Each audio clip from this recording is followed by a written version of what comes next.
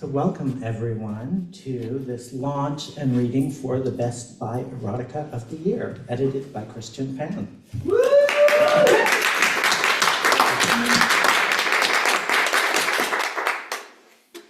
My name is Greg Newton. I am the co-founder, along with my partner, Donnie Jokum, of the Bureau of General Services Queer Division, which is the space you are in right now. And we're being helped by Jun Sik, his first day of volunteering here at the Bureau. So thank you, Jun Sik. So the Bureau is an all-volunteer, independent queer bookstore that Donnie and I founded in 2012, and we've been here at the LGBT Community Center since 2014. So we have regular store hours, Wednesdays through Sundays from 1 to 7 p.m.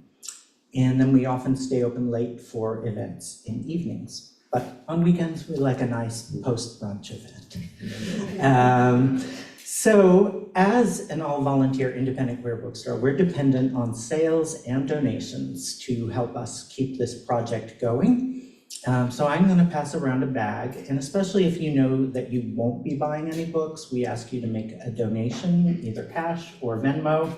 There is a QR code on the back, so you can give either way if you're able to. Thank you very much. I'll pass that around.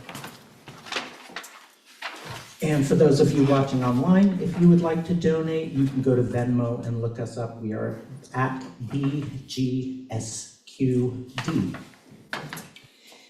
Let's see, if you're not already on our email list and you would like to be, you can sign up for that by the register or on our website, bgsqd.com. And you will get an email every other Monday with a listing of all of our upcoming events. And we keep a busy calendar here at the Bureau. Some of the events are book related, but not all. It's basically anything under the queer cultural umbrella. So before I introduce Christian, I wanted to read a land acknowledgement. So the Bureau acknowledges that our organization operates on the unceded land of the Munsee Lenape. We encourage you to join the Bureau in signing up to make a monthly donation to the American Indian Community Houses Mannahatta Fund. The Mannahatta Fund, according to its website, is an invitation to all settlers and non-native people who wish to acknowledge the legacy of theft and genocide that comprise the history of New York City and the United States. And you can find out more at mannahattafund.org. Christian Pan writes erotic fiction that frequently explores bisexual identity and experience. He is the editor and organizer of the Best Buy Erotica of the Year, the reason we are here. And his books, Reunion and Dirty Words, are all available here at the Bureau. For more information, you can go to linktree/Christian Pan. And please give Christian a warm welcome.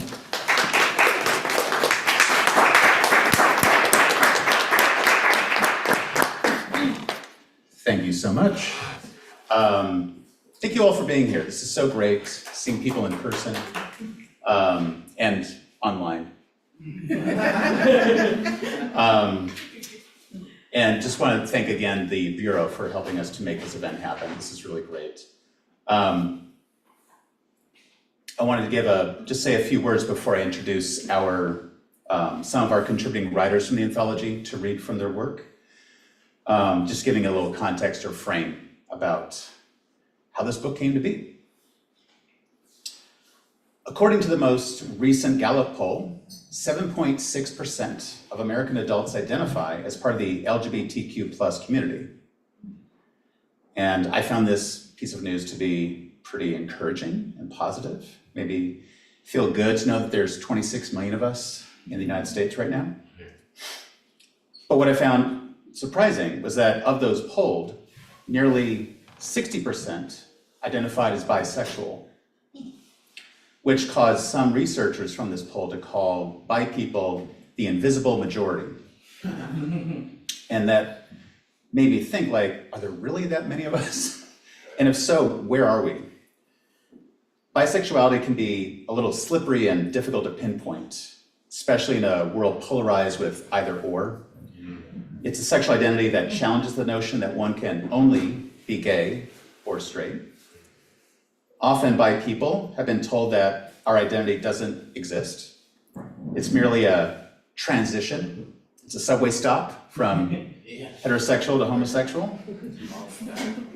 Many fetishize being bi, especially if they're female. Being attracted to both men and women is seen as just part of female heterosexuality, further erasing bisexuality entirely. Bi men are in this kind of strange conundrum by historians. So if you have a man who's in a heterosexual relationship with a woman and has children, historians will say, well, if it's Oscar Wilde, he's gay. But if you have a man who openly says over and over and over again that they have relationships with men and women, Freddie Mercury, they say, oh, no, they just said that because it was easier back then to say you're bi. He's really gay. During the AIDS epidemic, bi men became a kind of boogeyman. Straight people blamed us for tricking them into getting HIV and other STDs. And at the same time, people in the gay and lesbian community were suspicious or just simply rejected us for passing as straight. I came out as bi in 1991. Progress has surely been made over these last 34 years. When I was an undergraduate at NYU, go Violets, about 1/5 of my classmates were openly gay or lesbian. No one I knew was bi. And back then, I can still remember when this building was the lesbian and gay community center. No trans, no bi. That was like hot debate. Today, I teach undergrads part-time, and at least 1/3 of my students identify as queer. Many are exploring their gender, their relationship to their sexuality, how they engage with the world. It's like really amazing. And they're kind of in-person groups here. They have their online communities. But I think a really important resource is how do we find ourselves and sense of belonging through representation and literature? I began writing erotic fiction about 5 years ago during the pandemic. And this activity quickly became a place for me to affirm my bisexuality, as well as explore my imagination. Blending biography with fantasy, curiosity with craft, and hopefully good storytelling. I wanted to write stories and characters that I wanted to read, because I didn't feel like I was finding me in erotica. So I've been attempting to develop that bi-centered erotic fiction ever since. So after reading that Gallup poll, which was released in March of last year, I started looking at literature in a different way. I go to a bookstore and I check out their LGBTQ section. And there would be usually 2 or 3 titles about bisexuality, usually a memoir, Boy Slut, Greedy. But I didn't find any fiction. I would go to independent bookstores, I go to Barnes & Noble, I go to online bookstores that had erotic fiction is our specialty. And there were multiple volumes of gay erotica volumes 1 through 15 million, lesbian erotica 1 through 15 million, but not a single one of bi erotica. Yeah. So I thought, well, why not just do something about it? And I have to say, I think it's probably, there's a slogan when I grew up in San Francisco from KFOG. I don't know if there's any other Bay Area people here, but the slogan was, if you don't like the news, go out and make some of your own. Right. So I thought, well, rather than just complaining like, where's my bi-erotica anthology? It's like, well, do something. So the book, which is available for purchase, we'll plug, and online, was published last September to coincide with Bi Visibility Day. And yes, there will be a second volume coming out this September. So all of you contributing writers and also new writers, please submit your stories. In preparing this book, I spoke with writer and editor Rachel Kramer Bussell for advice. She's overseen numerous anthologies of erotica over so many years, and she was very generous to share some of her wisdom and experience. I also drew from my experience working with Olivia Lawless, who started a collection called the Erotica Consortium, which produces their own self-published anthologies. When I put out the call last April, I had no idea who was going to submit anything or if they would be submitting anything. So I also want to shout out to my friend and colleague, Sinclair Sexsmith, who helped spread the word online and to introduce me to writers I'd never known before. During the submission process, a number of writers asked me, so what makes an erotic story bisexual? Does that mean having scenes with multiple partners? Like lots of group sex, right? And intentionally, I refused to answer that question. I said, I want you to answer that for me through your writing. Right. So the stories in this anthology are wonderfully diverse. They embody a rich range of style and experience and point of view. There are stories featuring characters who have sexual encounters with many people, with multiple genders, as well as narratives featuring couples who present as either homosexual or heterosexual. Some stories unfold in urban settings, others are distinctly rural. Some characters are married, some have kids. Many enjoy intimate relationships which defy easy categorization. Some stories here are very political, and they combine fiction with elements of manifesto, memoir, and more. So I'm very grateful to all the authors who contributed to this collection, and especially Eske, Maeve, and Candace who are with us today. And for giving me the opportunity to feature your wonderful and bold examples of what it means to write an erotic literature which centers bisexual identifying people.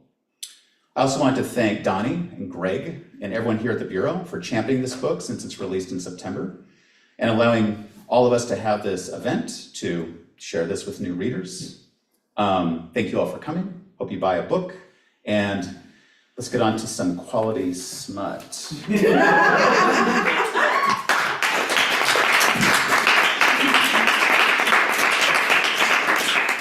Because that's why we're here. Okay.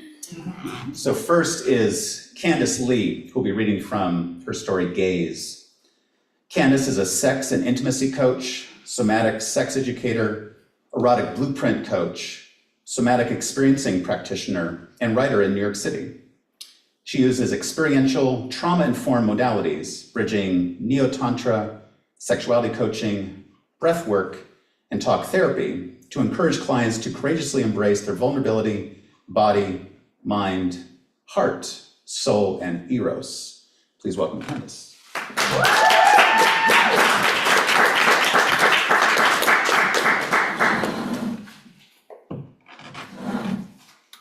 Adjusting. Okay. Thank you, Christian. That was great. Bring the mic up a little more forward. Yeah, thanks. You're welcome. Can you hear me? Yeah. Yeah, all right, great. Okay, so this is from Gaze. The first month I met Becca, we had 3 threesomes with 3 different men. I vividly remember being on my period at one of the first sex parties I saw her at, and her asking me to adorn her in my menstrual blood. So in the middle of the kitchen, I came into a partial squat, pulled my panties to the side, stuck my middle finger deep into my crimson pussy, and drew a cross on her chest. She cackled, threw her head back, and with a specific vibrancy that easily could have scared me, I chose to let her ignite me instead. Who the hell is this woman? I thought. Perhaps a better question would have been, who the hell will we be together? She was wild, dense, intense, feral, and seemed to absolutely thrive in chaos, yet somehow kept everything together while keeping her fire and her lust for life alive. It was my last night in town for a few weeks before traveling solo to Europe. It was an icy January in New York City, and I had met Becca that October. I had bought concert tickets to see Nick Mulvey and was planning on taking her for our 7th date. So far, things were going exceptionally well, and she'd become one of my new favorite people in the city. Our dates together kept on getting more and more racy, strange, interesting, and connected. A few days before the concert, I got invited to a sex party intended for the female gaze that a dear friend of mine was hosting. At Gaze, Women and femmes could watch men interact with one another in an assortment of ways: sensual, erotic, explicitly sexual, kind, soft, tenderly. It was a brand new idea and I've never been exposed to before. It was the perfect definitive example of fuck around and find out. Meaning, let's fuck around, create this party, really fuck around, and find out what happens. I was skeptical, though, as to whether or not this was really for the female gaze, and questioned who this sex party really was for. Highly exhibitionist bisexual men, or the actual femmes and women attending the party. Either way, I was fascinated, curious, and incredibly intrigued. I told Becca about the party and figured I would let her decide on which event she wanted to go to. We could go listen to some cute romantic indie music in a smooth, dimly lit venue in Brooklyn, sipping cocktails, or we could attend this gaze and discover whatever lay in store for us there. She, of course, chose gaze, and I made no objections. To help define what exactly is going on here, Becca is married, bisexual, a mother to a 10-year-old, and polyamorous. A mere beginning to label, oversimplify, and categorize this majestic being. For many months prior to us first meeting, I kept on having several friends swear that I must meet Becca soon. So for months, I knew there was this woman named Becca that existed, that it was probably a matter of time before the two of us would officially meet. The night we finally did meet was through Elle, a mutual friend of ours, who invited us to a funeral-style birthday to usher out her 20s. Becca and I both shared a few words at the ceremony for Elle, still not knowing who each other were. Not yet. Later that night, though, after we finally spoke, and within a few minutes of conversing, I finally realized it was her. This was Becca. After that, I kept running into her at sex parties, and we kept on having these very strange yet bewildering experiences together. Once we had a literal sword fight threesome. Becca wore a medieval-style dress, and all three of us had a fencing match before putting our swords down and starting to floor wrestle, which eventually led us to having a threesome with Ben. She was on the living room floor. He was penetrating her while I was pegging him. I don't know what came over me. Perhaps it was our perfect eye-gazing moment. My silicone strap-on inside of Ben, or her writhing in pleasure from his cock. But that moment seemed like the perfect time to blurt out, "Can I take you on a real date?" She smirked, seemed flattered, even a little shy, and then she said yes. Ben was ecstatic and claimed to be the lightning rod and conduit for Becca and me to begin dating and more seriously. So this party gaze was our date number 7. Pretty on brand, on theme, and on time for the kind of shenanigans we were already up to and signing up for together. Before going to the party, Becca and I stopped at a bar nearby called the Witching Hour, catching up a little over a few drinks before we started our evening. Next to us were 2 young queer women who appeared to be on their first date. We listened coyly, our knees kissed on the bar stools while drinking our martinis. "So how long have you been dating women?" we overheard the couple ask. "How did you come out?" These were some of the same questions I usually have on first dates with women or other queer lesbian women tend to ask me in the beginning. Beck and I sent them a fresh round of drinks, yet being Gen Zs, they didn't quite thank us until after they had received them. We knew they had because we were watching them take their second sips from them. All in all, the 2 of them ended up being very sweet and quite chatty with us eventually. Gonna move past a few. All right, after Becca and I finished our second drink, we wished them a great date, left the bar, and walked to the party.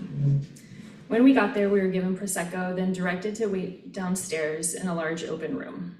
Couches were arranged in a large semicircle with a big open space in the middle. I couldn't help but think we're about to watch gladiators in the Colosseum of ancient Rome. Only this time, instead of fighting with each other to the death, they would fight with their cockswords. Imagining this started to turn me on, so I pulled Becca in for a deep kiss. We could hardly keep our hands off each other that night, and we had quickly become known in our friend group as being very handsy, always sneaking off to bathrooms and shamelessly expressing our PDA. I felt a big cat feral energy around her, and we consistently brought out each other's wildness. The way we pounced, purred, and a bit often proved infectious, even sickening if we dug in deep enough. Becca and I matched on a lot of energetic levels, as well as our body types. I liked that we could be very rough with each other. We thrived in the spaces we created together. I never dated a woman like Becca, someone who was fearless, bold, assertive, and intense as I was. Other women began trickling into the party and got themselves set up in the various couches, most of them arriving solo. We all sipped our Prosecco, and if we noticed a friend or an acquaintance, greeted them with a kiss on the cheek. Everyone seemed equally curious to meet one another. Eventually, all the men came downstairs too, and our host cleared their throat to get our attention while they read out loud a brief list of the party's guidelines. Rule number 1, the first half of the party was just a viewing. We femmes were allowed to touch ourselves, to masturbate, or consensually touch each other, but none of the men were available to be touched or to be interacted with physically. Rule number 2, after the gazing portion, there would be an intermission where everyone could mix and mingle. At this point of the party, all persons could partake in whatever consensual activities they desired. A bit to my surprise, the gazing was actually incredibly captivating. So beautiful, quite awe-inspiring. I never really seen that many men come together in such a sensual way. It felt genuine, gender blending, to witness so many tender and gentle, soft moments between all of them. Most of the men were partnered or playing with one other person, but a few interactions morphed into threesomes, even foursomes. There was a lot of kissing and touching. Not kitchen. Some shibari and rope play, and several very clear dominant submissive dynamics. At one point, I was particularly struck when I saw 2 men sensually kissing one another, their cocks held gently in their hands, letting their tips touch. In that moment, my erotic fire cooled and paused as my full presence witnessed an interaction so incredibly sweet and soulful. I also saw a few of the men get penetrated right in front of me. The sounds of their sex drove me absolutely wild, intriguing, and igniting new corners of my being. My mind clenched with a number of curious questions. What is he thinking? I wondered. What is he feeling? Have they ever done this with each other before? Like these two?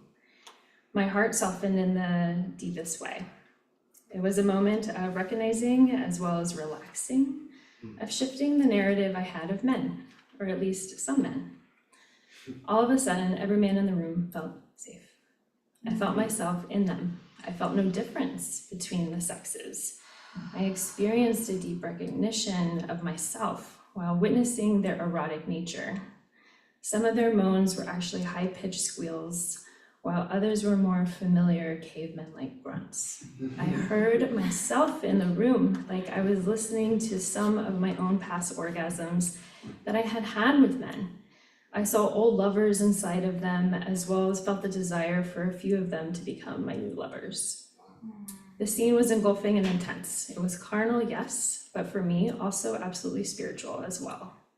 In addition to the ejaculations, I saw a lot of enraptured faces and was intoxicated by their utter and blissful abandon.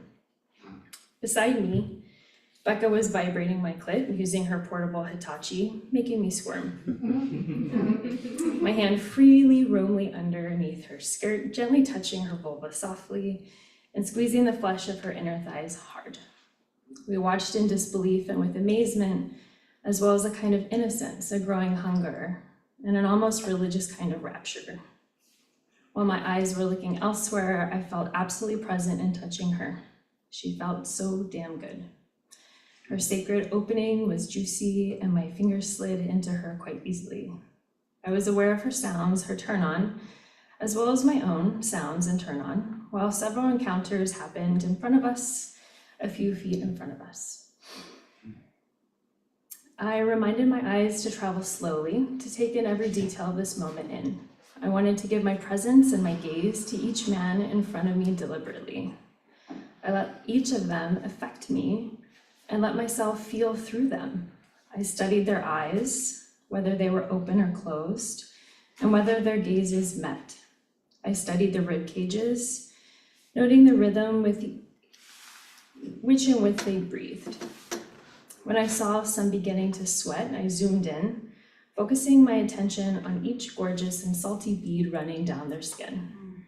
I imagined that each man was sweating for me and my pleasure.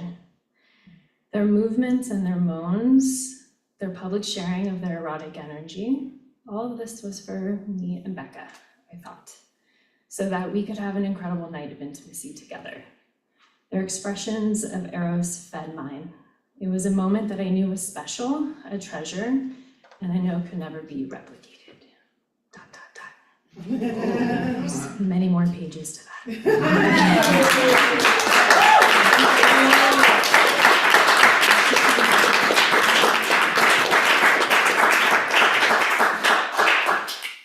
Thank you, Candace. That was great. Okay, next we have Maeve Blackhead, reading from her story, Strangers When We Meet. Maeve is a poet, painter, and researcher. She lives in New York City. Please welcome Maeve.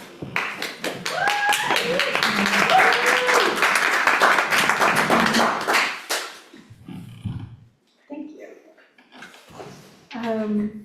Thank you, Christian. Thank you all for being here. Just want to give a little context to this story. The idea for this story came because I wanted to write something that contained almost every line from David Bowie's song "Strangers When We Meet" in a story and make it make sense. But and I did that, but it became sort of more than that. It was a story that I really wanted to tell, and so there are, if you're familiar with the song, there are some lines from the song in it, but it's sort of its own thing. And some context for the, I'm just gonna read a very short excerpt. So context for the excerpt, the speaker has just ended a long marriage with a woman and is a marriage in which she really didn't feel seen or understood. And so she's just beginning to explore her sexuality and to figure out what she wants. So this excerpt starts right at the end of the marriage. Of course, I let loose almost immediately. After my time as a cipher, I needed to lust freely, to speak or text and act out my desires without any filter. I went on many dates. I met men and women for anonymous sex under the sodium lights of Tompkins Square Park, in subterranean squatters' quarters on White Street, in the unmanicured thorns behind the boathouse in Prospect Park, and in about every day use hotel operating within a 15-mile radius in and around Manhattan. There were some repeat encounters. There was the single father who loved baby daddy phone sex and whom I sucked off while he was conducting a telehealth session with a patient. There was the DS couple, Marty and Elementia, who took me out to old-timey cocktail bars and got off on me pretending to breastfeed from Elementia's pendulous tits. There was the soft-spoken poet who turned purple as a cabbage when, sitting on my couch, after hours of meandering conversation that was swollen with innuendo, I said, "So, it's getting late. Are you gonna fuck me or what?" Eventually, as is common, shortly after being dazzled by the new, I found myself getting bored. "Forget my name," I said. "I'm over you." It wasn't nice, but it felt good. I wanted to hurt just as much as I wanted to be hurt. What I didn't know was that it was me I was getting bored of. Truly, I longed to be a stranger to myself. This was the mood I was in when we found each other. I wanted to establish a relationship that allowed me to be someone different every time we met. I had no desire for emotional connection, no longing for a companion. And you made it clear from the start that if things got too complicated, or if you were to fall for anyone you were meeting to fuck, you would go running for the hills. Seemed like a good deal to me. I didn't even care what you looked like. Your profile picture was just a pile of Italian pastries. I didn't care how old you were. You listed your age as 58-ish. From the start, I liked your no-nonsense, no-pander approach to looking for hookup. We began texting immediately and steadily daily. It soon became clear that we had much in common. The dirty limericks you sent me every morning morphed into elaborate discussions about everything from jazz to silent films to the stories of sake, to how we both sometimes found ourselves humming Rheingold in the shower. We knew we had to meet in person, but we were adamant about not truly knowing each other. If we were going to meet, we would have to find a way to do so and remain strangers. So we conceived of characters. For our first meeting, I would be Sarah so-and-so, a character we conceived of one morning while texting on our phones as you rode in a cab to JFK and I took my windy walk through the promenade scanning the skyline. Sarah was a feral punk who liked being pulled around by her nipples with hotel clip hangers. She would wear a leather jacket, ripped fishnets, tight black mini dress, and a spiked collar. You would be an undercover detective who had a thing for untamed girls. It was a sunny, cold Wednesday. We booked a day use hotel in Midtown. I got there first, dressed, blurred my eyes with black eyeliner, smeared my lips with maroon lipstick, and ripped the crotch of my fishnets so I could easily masturbate. I had made sure to leave the door slightly ajar so you could walk right in on this scene. When I heard the door open, I instantly felt the chill of exposure. I felt utterly seen, even though I wasn't looking at you. I felt seen not just physically, but neurotically, like your presence in the space was a lightning rod for my brain. When I opened my eyes to observe your approach, I saw that you were older than I expected. Though your eyes had the look of a lion cub, golden brown and alert. Your skin was almost the same color, a soft suede ochre. You were dressed like a dandy, handkerchief tucked into the pocket of your navy blazer, a dark plaid driving cap turned backward on your head. When you took it off and placed it on an empty chair, I saw that your head was bald, but for some black fuzz like a low-slung crown. Something about your bare pate made me swoon. Our age difference must have been at least 20 years, and I was suddenly incredibly turned on by the fact that you were old enough to be my father. You sat down on the bed next to me. My right hand fingers ringed with skulls and silver spiders continued to probe inside my wet cunt. I craned my head, exposing myself to you like a stork seeking a mate. You placed your creased palm on my throat, curling your fingers beneath my jawbone. Pretty girl, you said. Pretty, nasty, filthy girl. Your voice sounded like an old-time radio announcer. My clit throbbed with every word you spoke. I was overwhelmed with anticipation and ready, but also panting with the desire to speak to you, to hear more of your voice, and to let you hear mine in an actual volleying back and forth vocal conversation. As I pushed my fingers further inside me, I let out a moan that contained the word hello somewhere inside it. Thank you.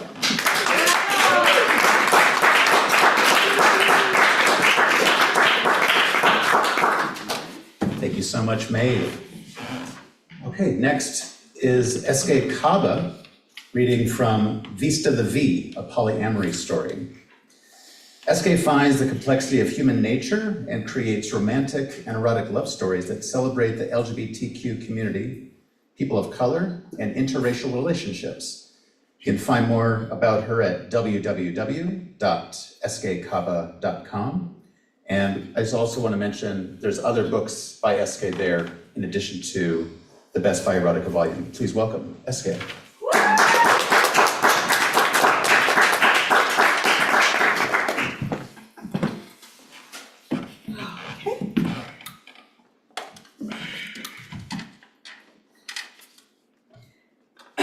called Base of the V, a polyamory story. You're gonna jump around a lot, just so you guys know. But you'll get the gist of it. Vista slowly and reluctantly opened her eyes. She had that dream again, that dream. The dreams were becoming more frequent in the last couple of years. And Vista was not even in them. It was just random body parts moving together that showed up in her mind and stayed for the night.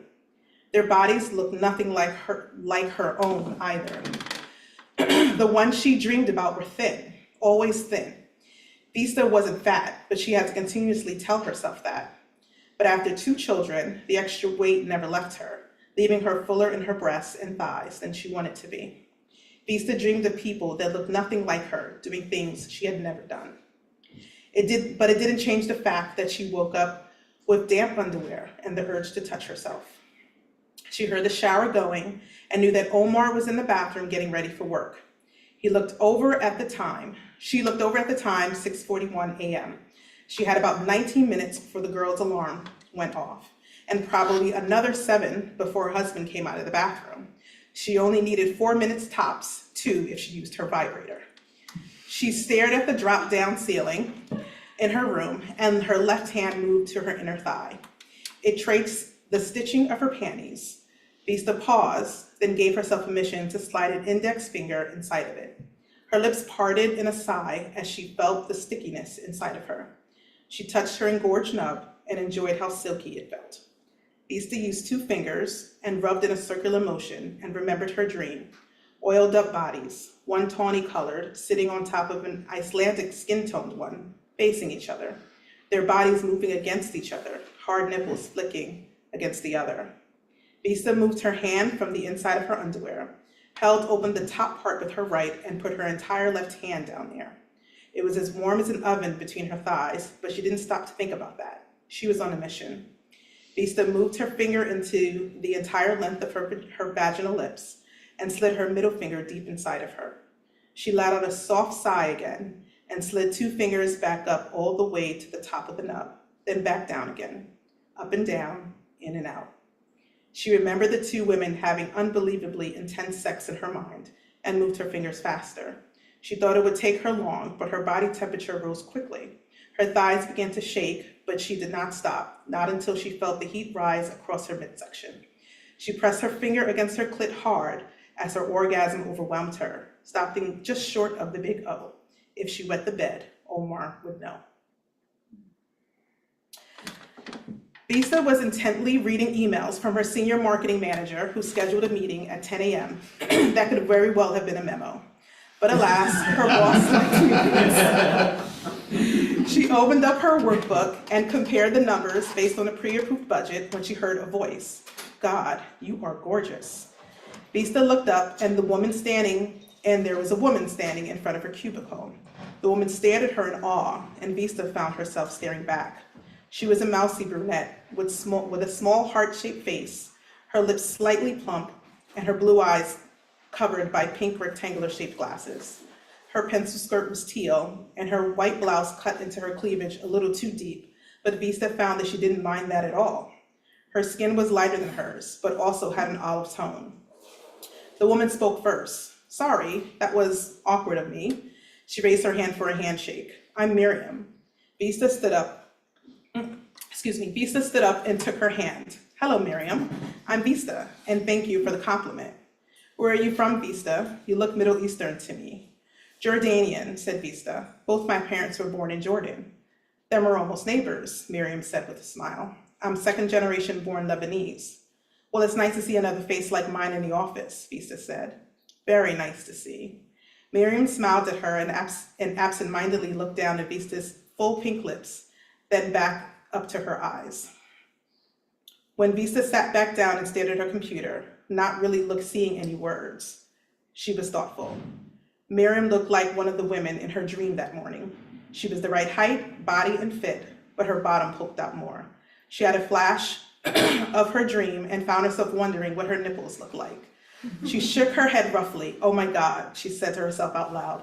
She could feel her face flush and patted her cheeks gently, then adjusted her hijab. She took a sip of her morning coffee and regained her composure.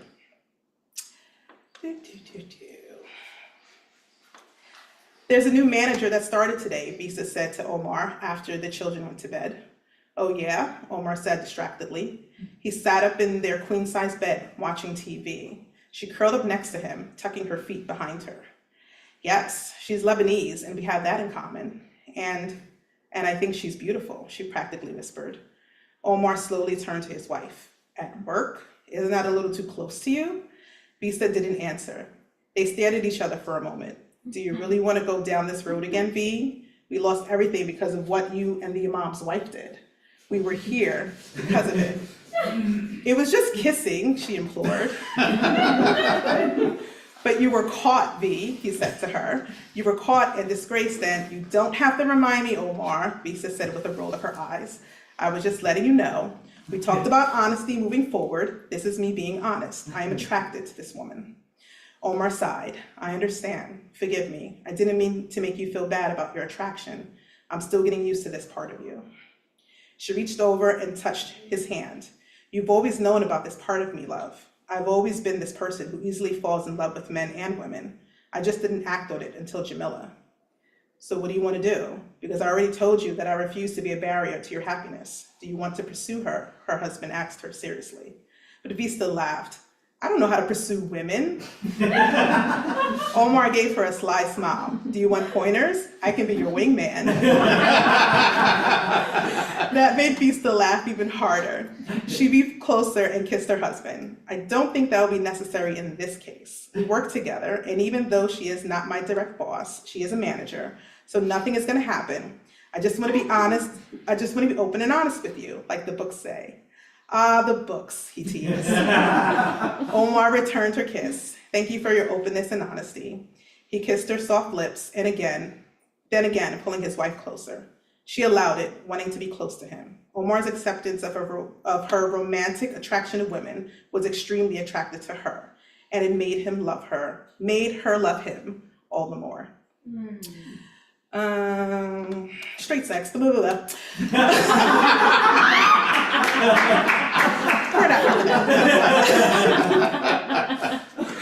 Visa appreciated that Omar was large and knew what to do with it. It's a tail end.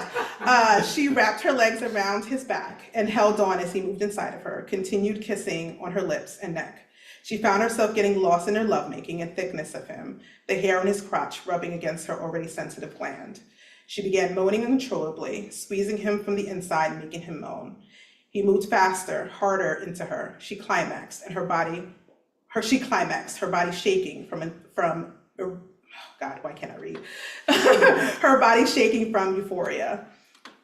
He grunted and came right behind her before she could achieve the big O that her body was craving, but that was okay. It was predictable with her predictable husband. Their sex life was great and satisfying. They held on to each other, kissing and touching, and then he slowly slid out of her and went to the bathroom. She lay there thinking how much she loved making love to her husband, that she was definitely still attracted to Omar, to men in general. Then Miriam's sweet face crossed her mind and she smiled again, also attracted to her. It made her happy to acknowledge her truth. Omar came back to the bed and wrapped his arms around her. What are you smiling about? She moved into his chest. Me, I'm smiling about how I am accepting of me. As you should be, he said softly and kissed her head.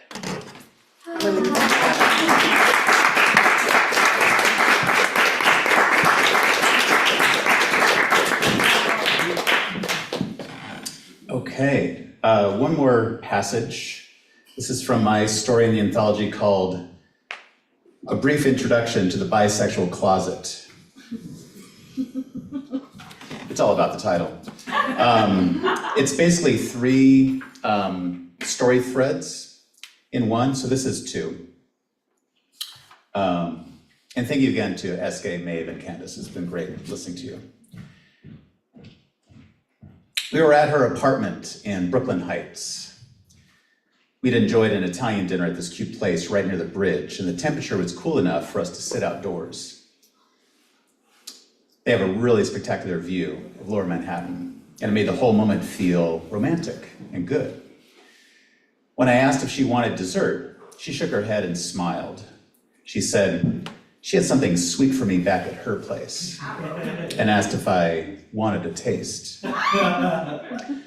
We were out of there so fast, both of us feeling so horny for each other that we were practically giddy with excitement and anticipation. My cock was already stiff inside my pants as we speed walked towards her apartment building, running up the stairs to the second floor. Immediately after getting through her front door, the strap of her small purse slipped free of her shoulder, dangling from her fingers for a second or two before landing on the hardwood floor with a soft, leathery whoomp. By the time it took her bag to fall to the ground, was slower than the time it took for her to step forward and kiss me on the mouth.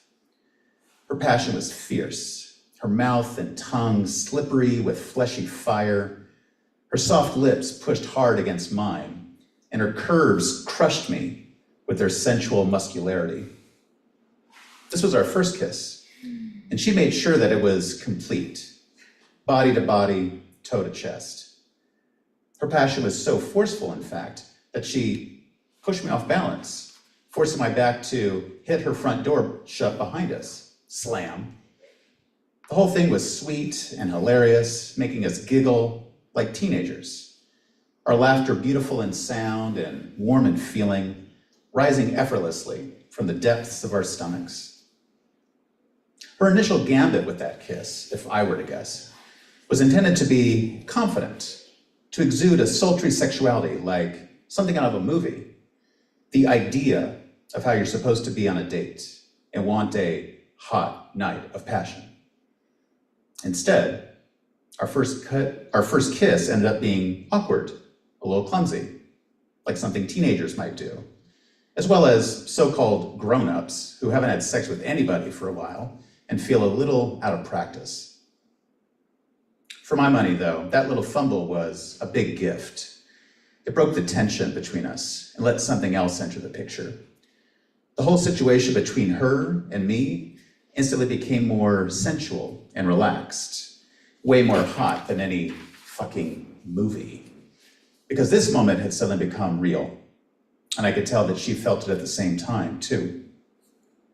Both of us wanted to just be honest with each other, to not have to put on a show, but just be ourselves, to be able to fully relax and feel and share and reveal who we are. That's the X factor that I always look for, anyway. The thing that turns me on the most is such a rare fucking quality these days with the men and women I've been with. That little moment inside her apartment just made me that much more attracted to her. I definitely want to tell her that I'm bi, I thought, standing there with her, my back touching the door, the feeling of her warm breathing tickling the tip of my nose. But not right now. Afterwards. I didn't tell him right away to stop teasing me for being bisexual. It's not like I had difficulty expressing my feelings or communicating with him. I was just waiting for the right moment to bring it up.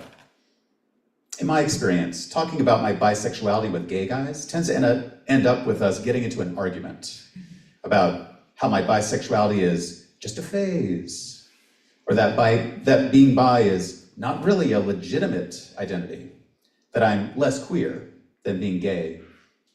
I remember one old queen at Julius explaining the reason why he loathed me and other bisexuals so much.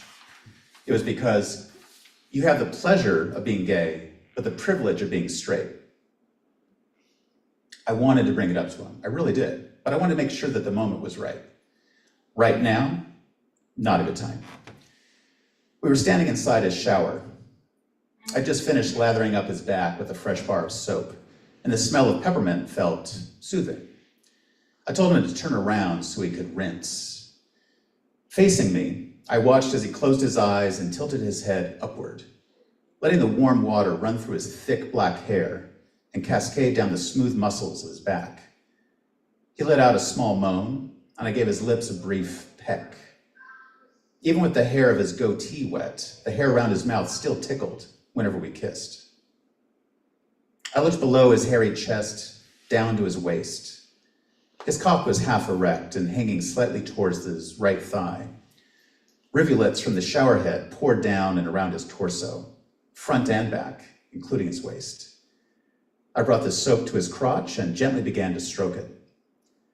Gotta get you clean, I said. He grunted, welcoming my hand, moving below his belly button with a chuckle. I used the broad side of the soap to stroke his cock, watching it slowly stir and grow more erect. His penis was slightly curved, slender, a fleshy column sprouting from the wiry curls of his black pubic hair. Quickly, I had enough lather to put the bar onto the dish alongside the tiled wall and began stroking him with both hands, the soap suds and the falling water creating a kind of lubricant for my work. He leaned his head back, resting the back of his skull against the wall of the shower, just below the falling water. The move was tiny, hardly a shift, but still enough that now the force of the water sprang out of the nozzle, suddenly splashed hard against my face, which I wasn't expecting. It disrupted the sensual flow of my hand job for a moment, and we both laughed. "Sorry," he said. Without turning around, he turned off the water. "No problem," I chuckled. "Let's get out of here, get more comfortable. Sounds like a great idea." ... I want to thank Donnie and Greg and everyone at the Bureau once again for online. Thank you, Eske, Maeve, Candace. We have books for sale. Please support us, support the Bureau, and just support writers in general. Thank you so much.